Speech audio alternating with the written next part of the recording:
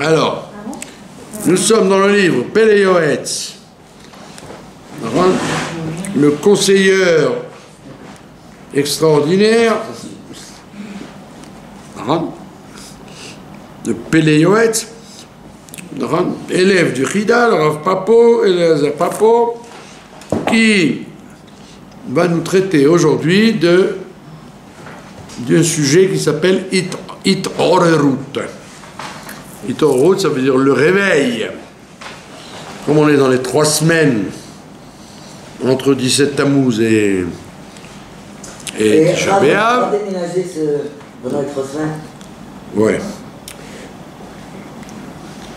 Itorerut, il te dit le réveil, ou Klal Gadol Batorah, c'est un très grand principe.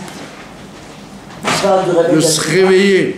C'est le réveil de la tchouva. Vezé kol ha'adam, et c'est ça, tout ce qu'on demande de l'homme, Sheiten lev, qu'il fasse attention, les hitorer, de se réveiller, les ira ou le hava, de commencer à craindre et d'aimer Dieu, ou le kayem, kol davar tov, et de pratiquer toutes choses bonnes, que tikuno comme il faut. C'est ce qu'on appelle la hitorerut, la prise de conscience que ça va pas, donc tu fais cette mitzvah pas comme il faut, ça tu fais ça pas bien, tu dois craindre et aimer Dieu et faire les choses comme il faut. Que tikuno. Kadat, comme la loi le demande. Parce que beaucoup de gens, ils se contentent de l'à peu près, quoi. Vous ne connaissez pas l'histoire du steak du Baal Tshuva. Le Baal Tshuva, il a entendu qu'il ne faut pas manger du sang. Alors il achète des steaks et il les grille tellement qu'il ne mange que du noir. Il mange du charbon. Alors, il dit, qu'est-ce qui t'arrive, Makara? Il dit, il y a écrit dans la Torah, il faut manger du sang. Oui, mais d'accord, mais si tu avais appris comment la mitzvah elle se fait, la mitzvah, c'est pas que de lire le Chumash, c'est de prendre la Gemara, le Shulchan Aruch, jusqu'au Kitsour de Kashrut, qui vont te dire de quel sang on parle. Quel est le sang qu'il ne faut pas manger, quel est le sang qu'on peut manger. Donc quand tu achètes un steak, même s'il n'a pas été cachérisé quand tu l'as acheté, tu as le droit de manger un steak saignant à partir du moment où tu as fait couler le sang comme il faut. Donc ça veut dire que la plupart des gens, on appelait ça le steak du Baal Tshuva. La plupart des gens, ils font la Torah et les mitzvot à peu près, quoi. Ils pensent que c'est comme ça, à peu près. On dit non, il faut se réveiller et faire les choses qu'à date, d'après les règles. Malasot, comment le faire bien? Velim shor yado measot kolra, et d'un autre côté, retirer ses mains, de faire tout ce qui ne va pas. D'accord? Et évidemment, pour tout ça, il faut apprendre. Celui qui n'apprend pas, il n'a aucune chance de se réveiller et de faire les choses bien. Aval ma yaseh ben she'en davar yi'oreru al ha'torerut. Il dit, mais qu'est-ce qu'il va faire le fils, le garçon, qui n'a rien pour qu'on le réveille? La plupart des gens, ils ont peur de parler ou de réveiller les autres. Ils ont peur qu'on leur dise de quoi tu te mêles, il faut laisser-moi tranquille, je sais ce que je fais. Les gens ont peur de la réaction. Elles sont violentes, les réactions. Pour ça, bon, il faut être diplomate. Il ne faut pas être brusque. Et donc le Yetzirara, il a tendance à faire tomber la somnolence sur l'homme. Veino manichol et il ne laisse pas se réveiller. Les gens, ils laissent le temps passer, les années passent, ils peuvent mourir à 120 ans, sans jamais s'être réveillé de rien du tout. Aval, la kol, yesh takana. Il dit, pour toute chose, on peut réparer. Ou betar boulot. Et il faut faire, il y a assez milchama, il faut faire la guerre avec des ruses. Pour réveiller soi et réveiller les autres. Qui Beidana, parce que quand il y a une période où le Yetzera il est fort, de leit le mitkar la Yetzera tov, afata kadmei l'irisha ad lo yagdiminach. Il te dit, quand c'est le moment où le Yetzera il est fort, tu pourrais dire il n'y a pas de place pour que le Yetzer Tov il intervienne. D'accord? Bien. Dans le dit, tu dois donc faire la guerre, faire en sorte que le Yetzer Tov il soit plus fort. Va c'est que moi, chez Katafti Be'erech Gader, il dit tu dois faire comme j'ai expliqué dans la lettre où je parlais des barrières, des choses. Chez Tirtov, le Chol Davar et Torerut Atzarich, que très théoriquement tu devrais écrire, rentre sur un calepin, sur un cahier, chaque chose qui mérite de se réveiller. Rentre, par exemple, savoir ce que tu dis quand tu es prière, pas stam dire les tfilotes, mais comprendre ce qu'on raconte. Quand on fait une mitzvah, étudier le midrash qu'il y a derrière, pourquoi on fait cette mitzvah, à quoi elle sert. D'accord? Pas dire comme les vieux d'avant, on pose pas de questions, fais, tais-toi. Non, au contraire, il faut se réveiller et savoir chaque chose d'après le sens simple, d'après la halakha, d'après le midrash, d'après la Kabbalah, la Chassidut, tous les explications qui sont données sur une chose qu'on fait. Vetikra bo, et tu devras lire ce que tu as appris sur le réveil de la mitzvah. Oh, basfarim amenabrim beoto inyan, ou alors tu dois étudier les livres qui parlent de ça. Aujourd'hui, il n'y a plus d'excuses d'apprendre avec tous les livres qu'il y a, avec tous les sites, tous les sites, voilà, il n'y a plus tellement de possibilités de dire j'ai pas de rabbanim à m'apporter, j'ai pas de livre à m'apporter. Il n'y a plus tellement, voilà, de cette excuse de l'enfant perdu. Des milliers et des milliers de façons de te tenir au courant et de te réveiller. Et donc, si c'est des choses qu'on fait par exemple tous les jours, tu devras avoir un réveil chaque jour. Si c'est une chose qu'on fait de temps en temps, c'est plus facile.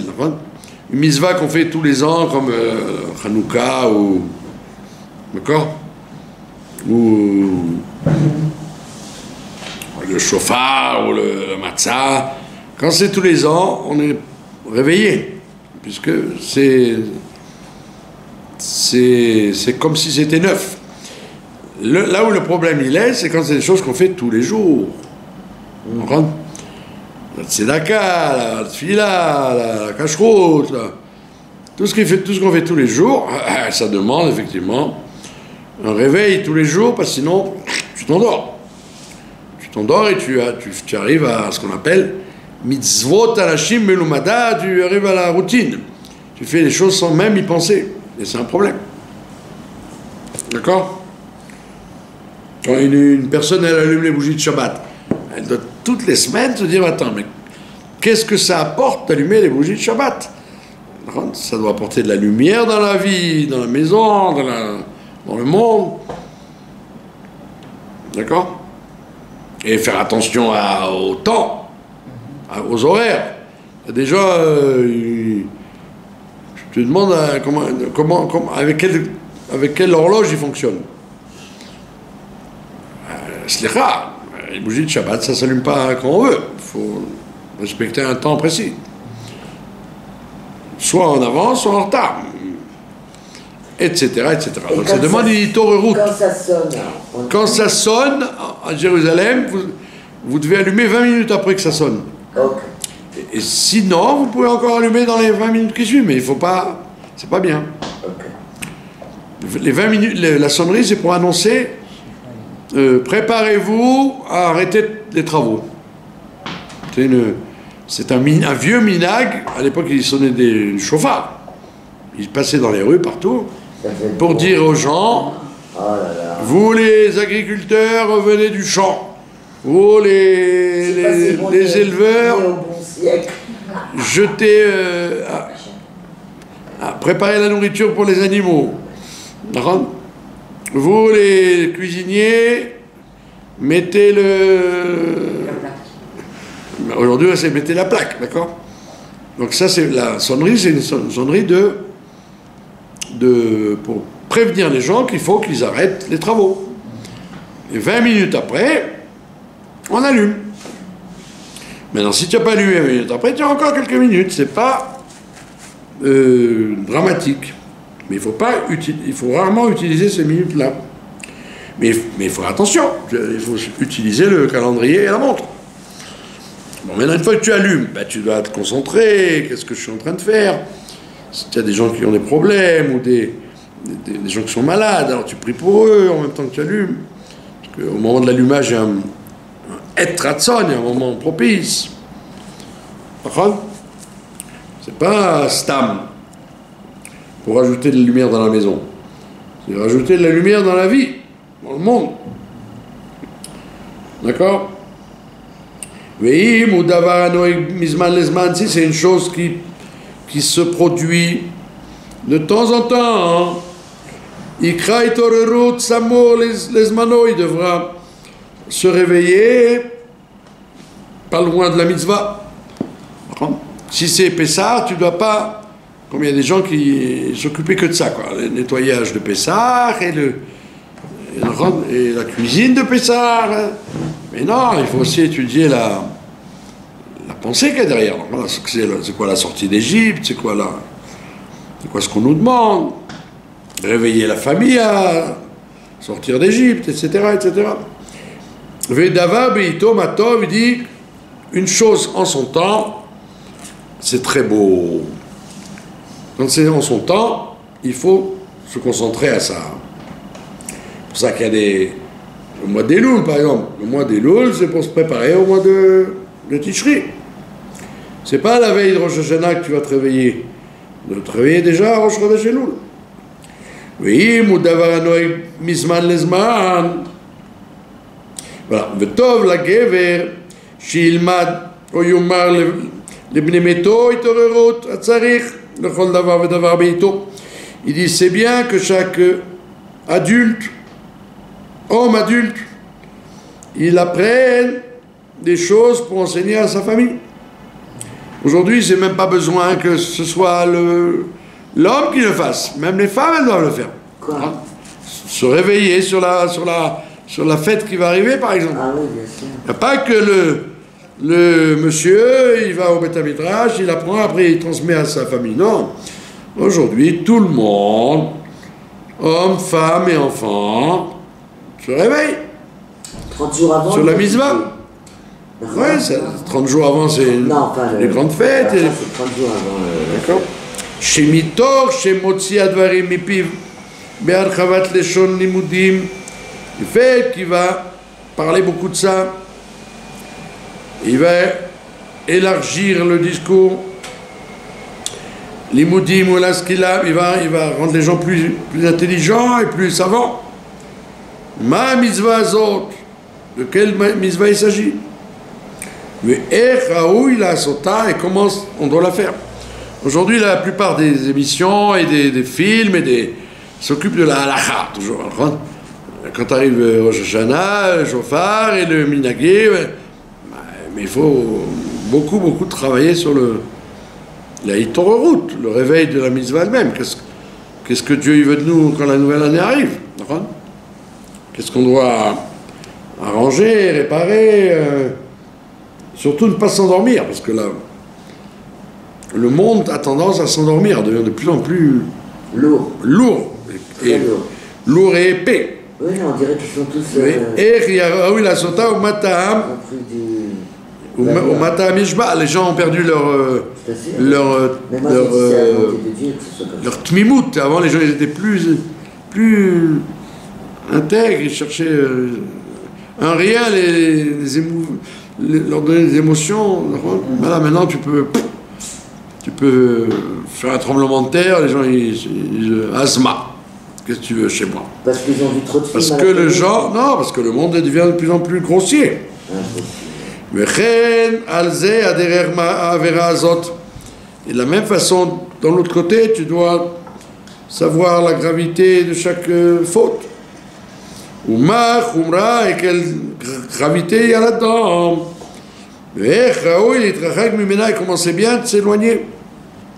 La shonara ou les gens qui s'occupent de rentrer dans la vie des autres, se mêler des affaires des autres.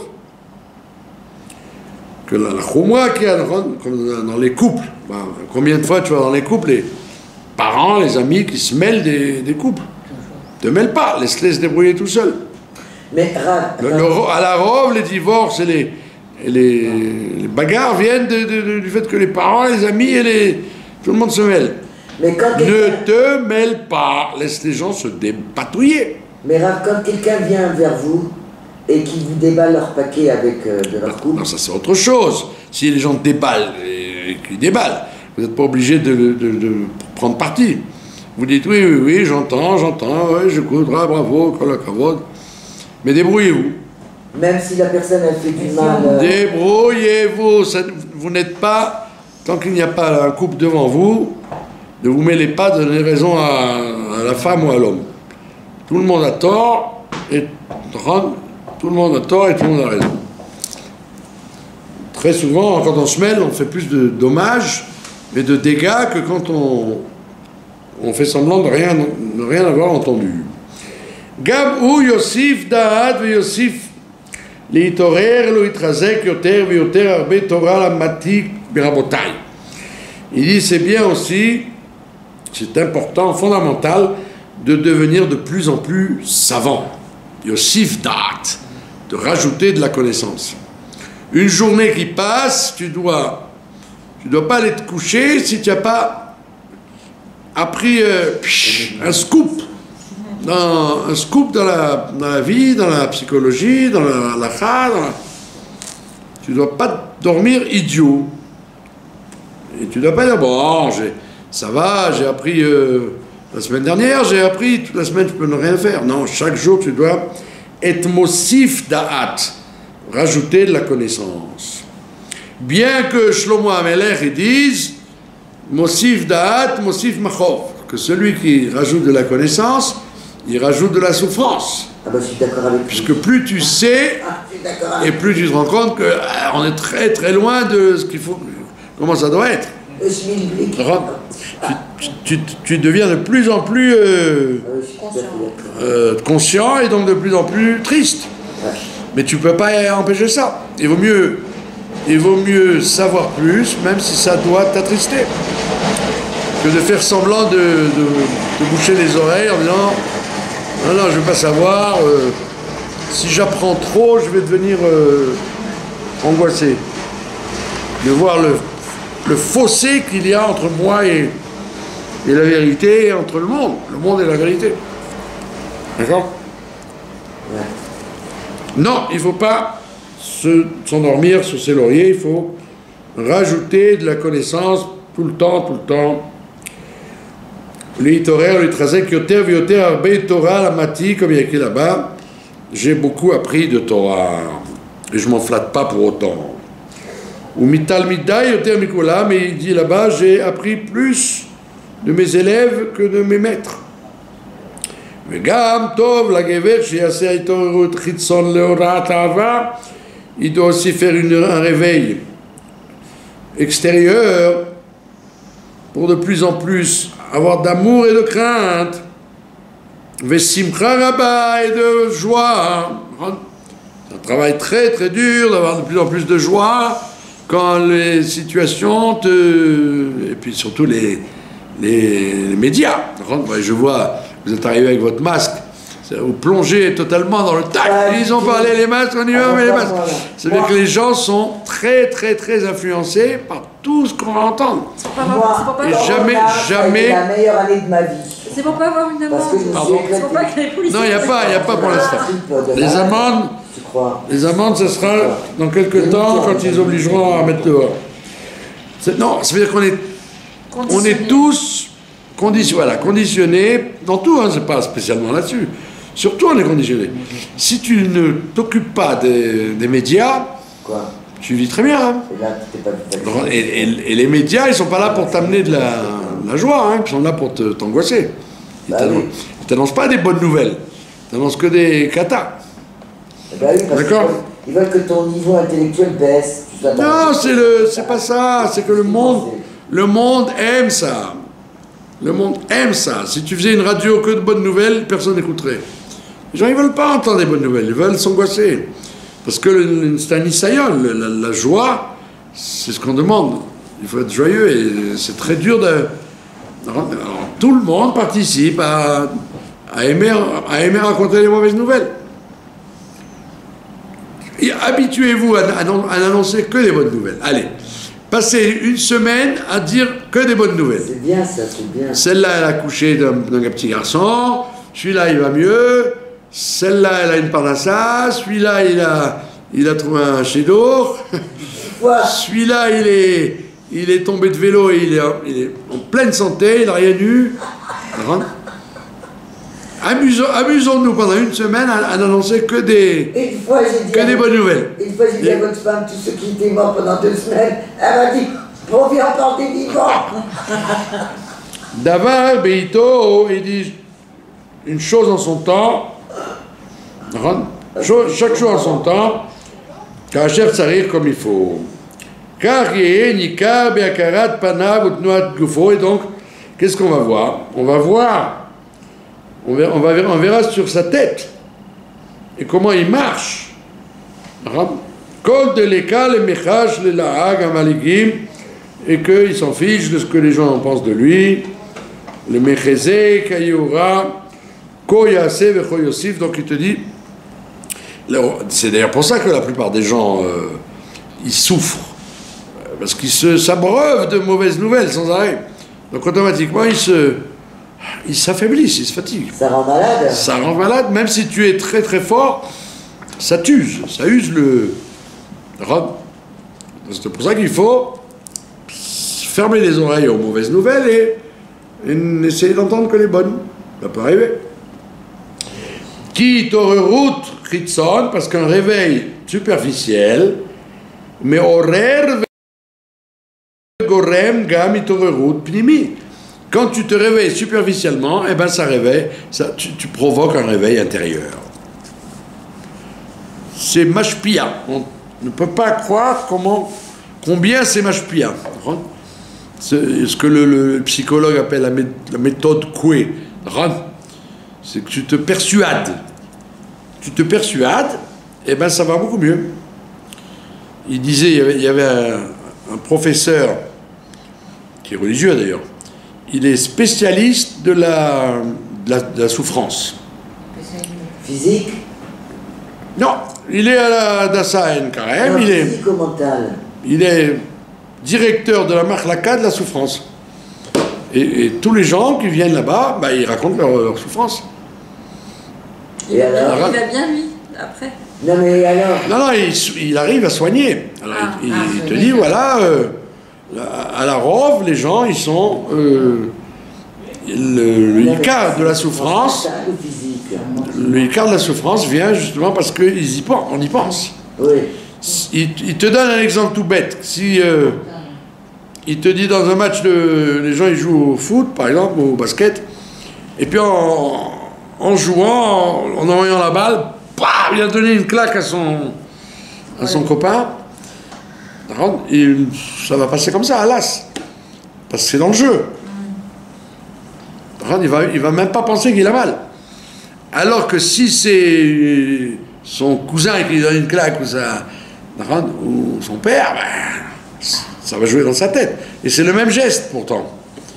Donc il dit que le rov À la rove, en général, les souffrances viennent d'une relation psychologique avec la chose. Il dit 80% des Européens souffrent du dos. Israël compris, quoi. Ils ont des problèmes de kévé gaffe. Des kévim dans le dos. Il dit tous les preuves sont là que la plupart des souffrances du dos, ça vient en vérité de souffrances de la tête. Oui, Et ça réagit sur le dos. Donc les gens ils viennent et donc ils n'utilisent pas des produits chimiques, etc. C'est tout un travail d'envoyer chez des gens qui savent s'occuper de la souffrance. Le kev. C'est extraordinaire. Et il dit que le kev, c'est un truc très... Depuis la nuit des temps. Le kev, c'est la souffrance, non, la souffrance d'Adam Arishon déjà, quand il a fauté. Il a fauté, il s'est senti mal. Après la souffrance de voir son fils tuer son frère, etc. Donc on voit bien que le kev, c'est d'ailleurs clair, il nous tient depuis qu'on est né jusqu'à la mort. Le kev, la douleur. Et donc le palliatif à la souffrance, c'est la simcha. Si tu es de bonne humeur, même pour rien, comme on te dit il vaut mieux rire pour rien et de bonne humeur bêtement que de souffrir pour quelque chose. Sois de bonne humeur pour rien. Tu as ouvert le Schweppes, tu t'es éclaboussé là, rigole. Le fait d'être de bonne humeur pour rien, ça enlève. Et donc il te dit dans la démarche, comment tu vas dormir, tout dépendra de ton. Si tu es détendu, et bien automatiquement, et tu n'as pas peur, tu n'as pas honte des gens, qu'est-ce qu'ils pensent de toi, etc. Automatiquement, ça c'est le réveil essentiel qu'on demande. Et donc il te dit le réveil extérieur, ça provoque le réveil intérieur. Veoula, mais malgré tout, il dit sache quand même que le réveil ça marche que pour quelqu'un qui est vivant. Ah, chez nous, mais le problème c'est que la personne elle est vivante mais elle dort. Mort-vivant. Il est mort-vivant.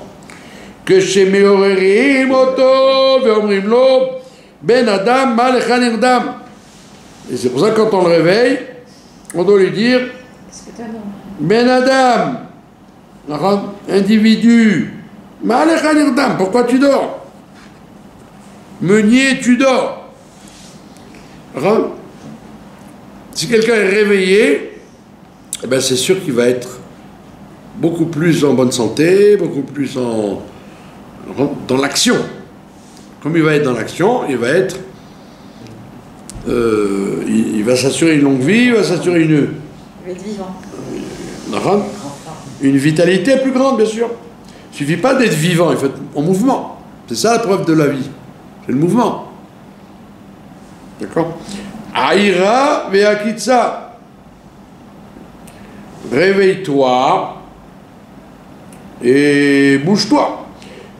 Azikas mishenato. Et donc la personne, quand elle va s'inciter à se réveiller de son sommeil, donc il va faire ce qu'il doit faire. Aval michoumet, mais quelqu'un qui est mort, ça sert à rien de le réveiller. Il faut d'abord le ressusciter avant de le réveiller. D'accord? Il y a des gens comme ça qui sont morts.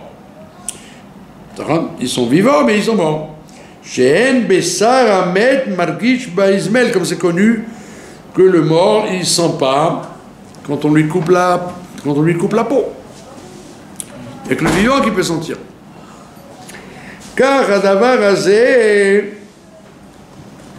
shemi shenaga irat Hashem belibo.